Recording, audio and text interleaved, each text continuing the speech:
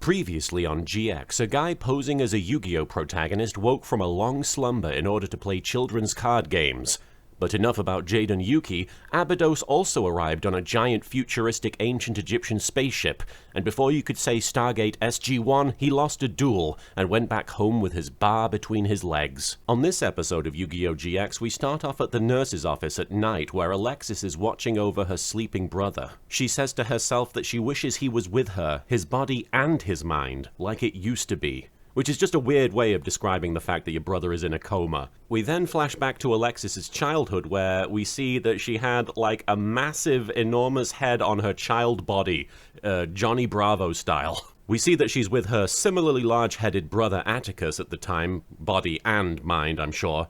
And he checks out her cards, and we see that she's got MasakoX in her deck, which only fuels the theory that Alexis is the love child of both Joey and Kaiba. Yeah, this is an actual, non-serious fan theory that I've seen bounded around the Yu-Gi-Oh fandom, but I have to agree the evidence is piling up. Not only does she look kinda like a cross between the two, she's got MasakoX, which obviously just is a dead giveaway. Also, the giant head gene, I believe, is a trademark of the Kaiba lineage. Yeah, if you grew up with a head 2 times the normal size, then yeah, you're probably a Kaiba. It's part of your DNA. Atticus tells Alexis that dueling is about more than power, it's about having a purpose, a reason for dueling. And I'm gonna be honest, if that is the lesson we're supposed to take from today's episode, and given that the title is A Reason to Duel, it must be, I don't think I've met a single Yu-Gi-Oh duelist in the show, in any Yu-Gi-Oh show, that doesn't have some sort of purpose, so, weird lesson. Especially Mako Tsunami, he doesn't just have a purpose, he has a porpoise. Back in the present, a dark cloud manifests in Alexis's room and tells her with a deep, deep, affected voice that it will restore Atticus's memories if she can defeat him, the cloud, in a duel. Just don't upload anything to the cloud. You don't know how private it's gonna be, Alexis. Don't upload any pictures of yourself as a child with a massive f***ing head. Everyone will see it. It'll be embarrassing. Alexis recognizes the voice as being that of Titan, the shadow duelist from earlier in Season 1. You might remember him as The Undertaker, but the funny thing is, she recognizes his voice before anything else, and he clearly doesn't sound like he did when he first showed up. I don't know if they couldn't get the original actor back, or if they just decided to change his voice to make him more spooky, but it's very different, so it's weird that Alexis is like, oh, it's you. Anyway, Shadow Titan challenges Alexis to a duel at the place they first met, the abandoned dorm, a place of much significance and repetitiveness, because we just keep going back there, for some reason. I'd like to abandon the abandoned dorm, to be honest. We then see Titan appear behind her and lead her into the dark cloud, so presumably there is teleportation involved. Atticus wakes up and sees them disappearing and is like, what's going on? Who was that? Funnily enough, with Atticus waking up, Alexis now has his body and mind like it used to be, but now she's gone, so he's out of sight, out of mind. Then we get that classic Yu-Gi-Oh GX opening theme that reminds us we are indeed chilling out with the crew in the schoolyard, finding trouble, never looking too hard. Which doesn't really describe the current scenario with the forces of light and darkness at war with one another, trying to unleash, impossibly powerful forces from beneath. Weirdly, the theme doesn't make any mention of sexy vampire ladies or, ancient pharaohs from beyond time. Nothing like that, but lots of chilling out with the crew in the schoolyard. Plenty of that. I feel at this point the lyrics are a bit misleading, because I don't see these kids doing any school stuff, let alone chilling out in the school yard. At the Slifer Red dorm, there's a knock on the door and Chumley opens it only to be faced with what if Willem Dafoe played Chaz from Yu-Gi-Oh GX. Nah, it's just regular Chaz, but he looks all droopy and wizened. He claims that he's gotten no sleep because of the news that he just heard, which implies that he just heard that Alexis went off to the abandoned dorm and went missing or something, but if he heard that, why did he not just come straight here? Why did he struggle sleeping? Why did he try going back to sleep? It does sound like something Chaz would do, to be fair, but it's a bit sus. The gang rushes into the school corridors and bump into Zane and Crowler standing dramatically in the darkness, which works really well for Zane, and, kind of for Crowler. Crowler says it's not like Alexis to just up and vanish. I feel like half the kids in your school just up and vanish at any given point, Crowler. This should be a normal, routine observation. They find Atticus lying on the floor of the nurse's office, and Zane immediately starts cradling him lovingly. Yowingly. Like, why does he need to hold him like that? Is that helping him? What, is he supporting him this way? What's he doing? Zane, one of the least touchy-feely people in the show, I assume, just immediately starts touching and feeling Atticus. Atticus says it was Titan, which I guess Atticus knows who Titan is? And he assumes that they all know as well? Hilariously, Crowler is petrified because he's the only one who recognizes Titan's name, and he never paid him for that hit he took out on Jaden. I mean, Crowler, to be fair, you could ask for your money back. He didn't actually go through with it and succeed. You could be like, hey, why is this kid not dead? Why is my student still breathing? This is not what I paid for. I have a receipt and everything. Yeah, in my opinion, Crowler is the victim in this situation. Gonna give Titan such a bad shadow Yelp review. A poorly edited X on a poorly hung sign falls to the ground as the protective barrier guarding the kids from the abandoned dorm falls limp. You see, it's like a piece of string with a bit of wood. That's what they were trying to use to stop the kids from going in the dorm. I'm glad that they had their best security measures put into practice at the Duel Academy. Thank you, MasakoX, for providing this school with such a high security budget that they could use a little bit of wood and maybe a bit of rope that is because it fell off. Titan explains to Alexis that if he wins, he gets both her key and her soul to take back to the Shadow Realm with him. And he says that before they met, he was a charlatan of the shadows, but now he's the real deal, an authentic Shadow Rider. Ah, see, he's gone from being the Undertaker of the 90s when he was a regular demon, wizard, sorcerer, Undertaker, to being the Undertaker of the 2000s when he became the American Badass. He's a Shadow Rider now. I just hope he doesn't start playing any Kid Rock songs. Then he'd be really evil. The others are also here, and Crowler is vocally relieved that it's not about the money that he owes Titan. And when Chaz calls him out on it, Crowler is like, "What check? What does that mean?" "Oh, nothing." Get yourself a teacher that giggles like that. Alexis sees her brother is up and about, and instead of being overjoyed or shocked, she thinks, "All right, Atticus, this one's for you."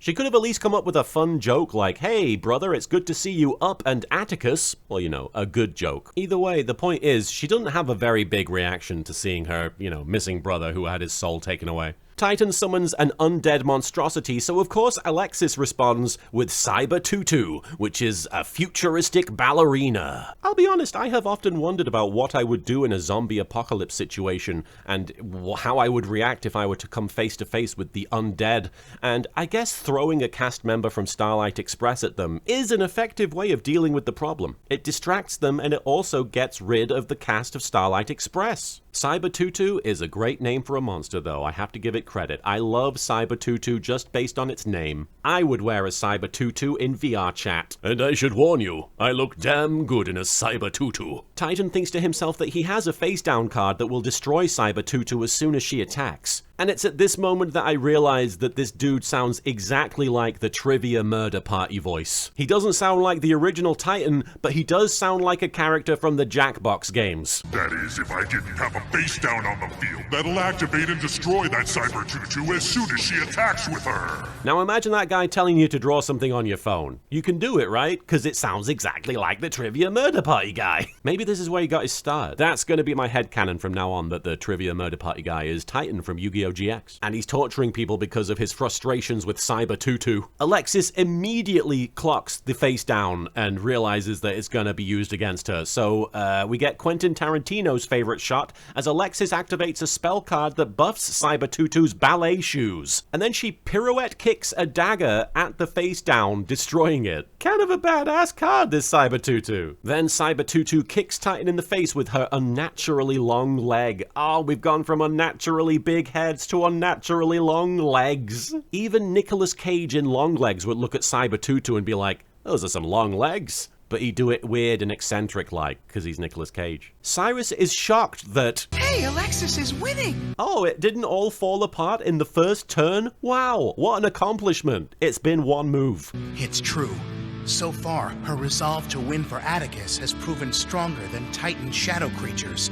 So far, she just started playing. What? What's going on? I wish these guys were here in body and mind because they've clearly left their minds behind if they think that this duel has been going on for more than one turn. Alexis activates a card that causes Titan's attack to miss the Cyber Tutu and just blast right through Alexis instead, dropping her life points to 2,400. Apparently this allows Cyber Tutu to once again use that lanky leg of hers to kick Titan square in the janky jaw of his. Jaden says what I say whenever I see one of his elemental heroes. But Chaz asks if Jaden is trying to jinx her, and I realize at this moment that everyone is stood with their legs spread super wide. Is this man-spreading but for duelists? Is this duel spreading? I recognize that cowboys would stand like that in an actual, like, pistol duel, but this is not pistol duels, this is just duel duels. You don't have to spread your legs. That's the only time you're going to hear me say that while I'm watching YGO GX. Alexis tries to say combo. Combo attacks. Titan shockingly reveals the shocking truth that Alexis is his target this time, not just a lure. I mean, you've made that pretty clear by saying that you're going to take her soul and go back to the Shadow Realm. I don't think that was in question. I don't think anybody looked at this situation and was like, what's his motivation? You've been screaming it with a voice like the Trivia Murder Party guy the whole time. Honestly, this is the one piece of evidence that suggests he's not the Trivia Murder Party guy, because that guy at least keeps his motivations close to his chest. This guy's just yelling it. Titan summons Matador Fiend, who appears in amongst a bunch of Vor-like imagery wearing like a dragon outfit. His arms are so long that they make Cyber Tutu's legs look like normal legs. Alexis then tries to say monster. A monster with 0 attack and defense points? I know I might be imagining it, but to me it sounds like when Alexis says things like combo and monster, she's saying cambo and manster, which implies she's replacing O's with A's. Seems she might have a bad case of irritable vowel syndrome. Either that or I'm just mishearing her. Titan's threatening demeanor is kind of defeated by his tendency to over-explain things. So keep a sharp lookout, though that may be difficult to do after I play this. Difficult for you, that is, not for me. It won't be difficult for me because I will find it easy, whereas you will not. It's even funnier when you realize he's talking about looking. Titan activates Dark Arena, which shrouds the entire room in darkness that I think it was already shrouded in darkness, but now there's more of it. There's lots of darkness now. The only way you could cram more darkness into this scene is if you brought in the band The Darkness to play the soundtrack from the video game The Darkness. Titan is extra hidden inside some sort of cave mouth thing that I don't think was there before, and Alexis is puzzled as to how to fight if she can't see her enemies. Jaden says, What happened? they just narrated everything as it happened in loud capital letters. What is confusing? You don't have to be able to see to hear people in Yu-Gi-Oh! Yelling everything that they're doing. Serenity in early season 2 of Yu-Gi-Oh! Had less trouble understanding what was happening, and she was having an eye operation. Chumley is so scared that he fantasizes about eating grilled cheese, which is what you do when you're an overweight person, much like how I, as an overweight person, fantasize about strangling the person who wrote this joke when I get angry. It's an entirely normal fatty response. Jaden's amulet glows, signifying his one brain cell being activated. You can tell Titan is evil because he's copying Meiko Tsunami's "you can't strategize because my monsters are hidden" strategy. The tee-hee-hee guess what I've got strategy. The most evil of strategies. Titan explains that in the Dark Arena, attack position monsters must attack, but Titan gets to choose their target. Also, Titan appears in this shot to be constructed entirely of Venom symbiote for some reason, which makes sense because this duel is gonna fly by like a turd in the wind. Also, a random red-headed Woody Harrelson is probably gonna show up at some point. Alexis decides that it doesn't matter if she can't see if her monsters are strong enough, so she fusion summons Cyber Blader, who looks like a badass 80s hairband member, or like Dakota Johnson from the end of the recent Madam Web live-action movie. Get ready to learn a lot of trivia about Las Arañas. Kudos to the translators for giving Titan the bitchiest response to Alexis describing the effect. And what's cool about her is her special effect changes with the number of monsters you have. Does it? Some incredible animation happens when Alexis commands Cyber Blader to use Whirlwind Rage, and Fiend Matador tanks the hit and blasts her with a green energy beam from its face. Alexis is stunned, as you can tell from the performance. What? My Cyberblader is so much stronger than that Matador Fiend. I too would respond with zero emotion if that happened to me. Titan goes full trivia murder party to explain that Matador Fiend can't be destroyed in battle and also doesn't take damage. Olay, that's a crazy effect. In a bizarre moment, Titan reveals that he knows more about how Cyber Tutu's effect works than Alexis, pointing out that it can't attack directly if he has no monsters with less attack points. How come you know so much about Cyber Tutu, Titan? Do you moonlight as a digital ballerina? I think I've seen you in VR chat. Yeah, a guy with a big old pink tutu on doing the trivia murder party voice. I know that guy. Titan explains a bunch of card game stuff, but I'm far too distracted by the giant bussy on Fiend Matador's titties to notice. Titan takes out Cyber Tutu and drops Alexis's life points to 1800. Alexis says, So this is what a shadow game feels like. Ironically, Alexis would only have to wait a year to learn what a shadow game really feels like, as Shadow the Hedgehog for the PlayStation 2, GameCube, etc. would release in 2005, just a year after YGO GX. And if I know anything about Alexis, she would definitely pick up that game. Titan says, don't worry, Alexis, at least your brother won't remember that you failed him. But Atticus is right there and clearly knows who Alexis is, so he would remember. What you on about, Titan? This sort of confusing statement wouldn't happen in Shadow the Hedgehog for the PlayStation 2, GameCube, etc. Titan points out that he's changed since they last dueled, and we see him in a flashback being consumed by the shadows, which look for all the world like the Smooze from My Little Pony the movie. I always knew the Shadow Realm was a portal to the My Little Pony world somehow. In the flashback, Titan cries out to anyone, saying he'll do anything if they save him, and a very camp voice replies, I'll do anything! Just please help! You'll do anything. Sounding like Dr. Smith from Lost in Space. One day I will make a reference to something that you are all far too young to get. That's my goal. Titan begs the voice while looking like he's featuring in a Tim Burton directed colonoscopy video, and we see the source of the voice is like some Shenlong looking motherfucker. The mysterious stranger gives Titan a version of his mask that has the Eye of Horus built in, and it causes veins to bulge all over him, even across the mask. Ah, so he's not the American badass Undertaker whatsoever. He's actually the weird, short-lived Phantom of the Opera Undertaker from the mid-90s. Nobody's gonna know what I'm referencing. Except the people who do, and that's why I do it. Alexis reveals that she learned from her brother, although perhaps she could have also learned from her acting coach. But I got news for you. True dueling power doesn't come from some shadow charm. It comes from the reasons why you duel.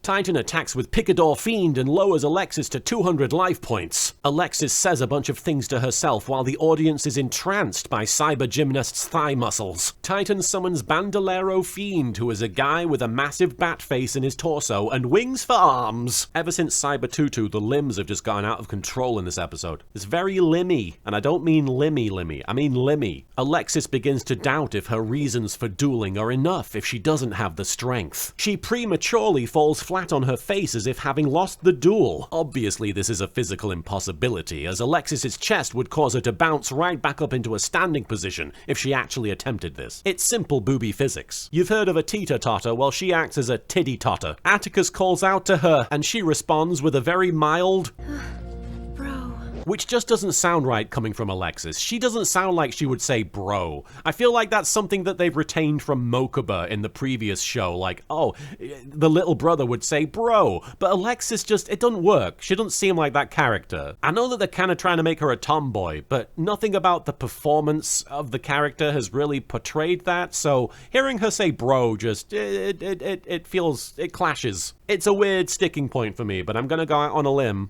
as many characters in this episode have, and say she shouldn't say bro. Alexis activates Pot of Greed and does a bunch of card game things to ultimately once again fusion summon Cyber Blader. Titan insists that he still has 3 monsters and Alexis is still in the dark, to which Alexis responds with this wicked grin, which definitely puts me in mind of Kaiba, so the evidence that she is the love child of Kaiba and somebody is definitely stacking up. Kaiba and his ego, most likely. Because of Titan's 3 monsters out on the field, Cyber Blader's special ability changes to allow her to destroy Dark Arena. Alexis has Cyber Blader literally slash the Fiend Matador with the blade of her f***ing ice skate. It's sick. Yuri on Ice, eat your heart out. Or just have Cyber Blader slash it out with her ice skate. It's f***ing sick. Then Cyber Blader follows this up with a roundhouse kick to Titan's face. Lucky bastard. Once again, Titan loses all his life points and the duel, and then what follows is a combination of the endings of Ghost and the Substance, as all of the weird slime monsters come out and devour Titan in front of a group of school kids. Once again, I reiterate, the lyrics chilling out with the crew in the schoolyard do not do this justice.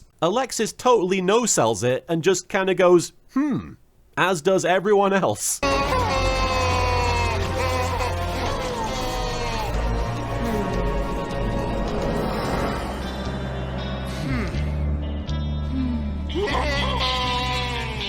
Yeah, I guess crazier things have happened at your school. You know, like Jaden getting good grades somehow. The sun rises on the abandoned dorm and Alexis finally gets to say hi to her brother. Alexis points out that there are still so many unanswered questions about Atticus's fate, and Atticus explains one day a few of them were told to go to the abandoned dorm and then they were consumed by shadow fiends. Oh, okay, yeah. I was then brought to the Shadow Realm and kept. For months they brainwashed me, till I became this thing called Night Shroud. I do appreciate that we're at a point in the Yu-Gi-Oh! Dub where a character can say, oh, I was taken to the Shadow Realm and I was there for a while. And it's like a normal thing now. That's just a place that you can go and be taken to, and people will do things to you in the Shadow Realm. People are there, and they're doing stuff. Even though it doesn't exist whatsoever in the Japanese, in the English dub, the Shadow Realm is now a very convenient way to explain things that are otherwise vague. I appreciate it, and I also think it's really dumb, but I appreciate how dumb it is. Like, what do you mean you went to the Shadow Realm? How do you know? Was there a sign there that said, welcome to the Shadow Realm? Was it just obvious from the landscape of it being all shadows and stuff? Were you like, oh yeah, this is the Shadow Realm? And how do you get brought to the Shadow Realm? I know people who get sent to the Shadow Realm, you know, they linger there in limbo forever and act like it's the worst pain imaginable, but people brought you there? What, as part of some sort of, like, lift service? It's just weird phrasing to me about the Shadow Realm, but I accept it, and how dumb it is. Atticus drops the huge reveal that it was Professor Banner who asked him to go to the dorm to take a test. Everybody gasps and Jaden says, Our Professor Banner? Oh, so he's in on it? Ironically, it was actually Pharaoh the cat that dialed Atticus on the phone and said, Prah! Would you mind kindly going to the abandoned dorm and finding all of the cat treats that have been left there and bring them to me, Professor Banner? Because this is Professor Banner talking, not a kitty. Prah! Meow! So it was a case of mistaken identity, or a case of mistaken ident-kitty. And that's the end of this game of Trivia Murder Party. I'm gonna be honest, I'm not really that invested in the Alexis and Atticus story thread in Yu-Gi-Oh! GX at this point. So the fact that we take a moment to sort of spend an entire episode, not even with them, but with Alexis's feelings about Atticus and, you know, her place as a duelist, especially at this point, it feels like a bit of a step backwards, not just in terms of her character, but just in terms of what I'm expected to care about. It's not that I disliked the episode, it just sort of felt like it was, I mean, not unnecessary, because, you know, we haven't really spent a lot of time with Alexis, and it is nice to have an Alexis episode, but at the same time, it felt like it wasn't even necessarily her moment. It was more about her learning a lesson that it felt like she'd already learned. Like, surely she's known her purpose in dueling this whole time, has she not? Having said that, the duel itself is really cool. I really like a lot of the monsters that get summoned. They're very unique. I don't remember seeing them a lot. Generally, just in the general Yu-Gi-Oh! Sphere. So getting to see freaking Cyber Tutu do things, and somebody get taken out by an ice skate, slashing them, that is freaking awesome. So no, the duel itself is pretty cool and has a lot of really dynamic animation and character designs and, you know, just monsters that haven't really been used that much. It seemed kind of hokey. I don't know how much of the rules that they employed are actually true to the game, but, you know, Cyber Tutu having a very specific effect that changes depending on what's on the field or whatever it was. It all felt very like, well, you're at a disadvantage until you're at an advantage, just sort of arbitrarily. Regardless, I enjoyed it. It's some nice fluff, and hey, now I guess Atticus is back, so that's a new character that I can't wait to fall in love with? Question mark? The whole brother-sister thing in anime can be a mixed bag. And a weird minefield of problematic stuff. So I'm gonna reserve the right to not be excited about Atticus's addition, but you never know. I don't know much about Atticus whatsoever. I might end up really enjoying him. I hope. But from what I can gather, Titan was one of the Shadow Riders, so they've defeated another Shadow Rider. I do want to mention, though, that bringing back Titan, that also made me feel like this episode was sort of whatever, because it's like, oh, there's so many interesting things you could have done by introducing a new Shadow Rider. We've seen some very unique characters be introduced as a result of this evil group trying to sort of work its machinations, but then it's just Titan again. And he's fine. It's just like, oh, it's him. And he had a bit of a deeper voice and was more evil, but none of the characters seemed to care about that. I think that must be an intentional joke, that he's very intimidating and is actually dealing with stuff that is, you know, it symbolizes that some greater power is at work, but the characters don't care. They just see a sort of generic big guy to take out. So yeah, I enjoyed the episode. I didn't love it, just because it's dealing with characters that I'm not that interested in. Having said that, still had a blast, because those are some great monsters. They managed to introduce a lot of very feminine duel monsters for Alexis's deck that didn't, you know, just look like girly girls. They had cool vibes. They had, you know, interesting aesthetic. It was cool. Once again, I want to say a huge thank you to all of our Patreon pledgers. Thank you so much for your understanding and your patience.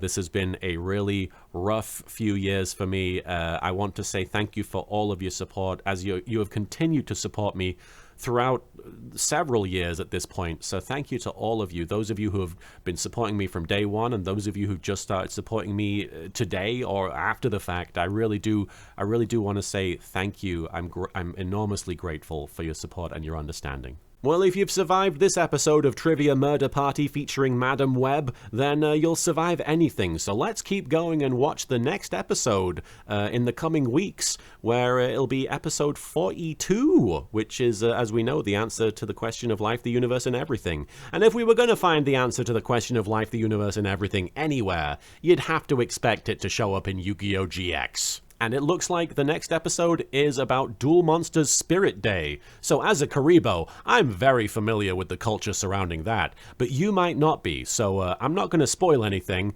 Wait till next time for some cool Duel Monsters Spirit antics. I'll catch you then. I've been thinking a lot about my legacy. How are people gonna remember me?